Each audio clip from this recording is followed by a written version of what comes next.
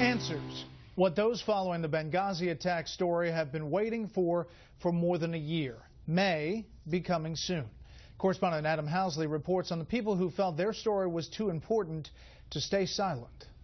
This is what many of people have been waiting for, to finally get to the survivors and to the folks that were on the ground. California Republican Congressman Devin Nunes says a different narrative will emerge at next week's classified hearing with Benghazi survivors, and questions about what happened that night will finally be answered. The largest question is was there really a lull in the fighting? Which then, the administration's line is that because of this lull, that's why they decided not to send in additional help. I'm not sure that that's true.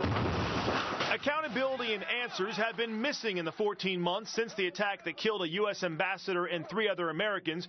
Nunes says some of the most critical questions need to be asked. Among them, alleged witness intimidation, calls for air support that allegedly went unauthorized, and non-deployment of support teams.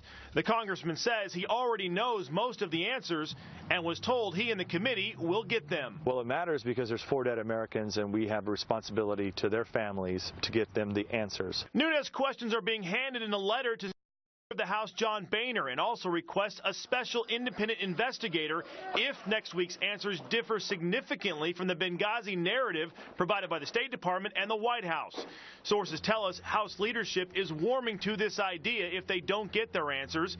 Witnesses still afraid to talk publicly about what happened that night welcome these new developments. That's the only reason I think that we're shedding some light on this, because good Americans in really bad positions are coming forward and risking everything just to get the story out, to make sure that it doesn't happen again.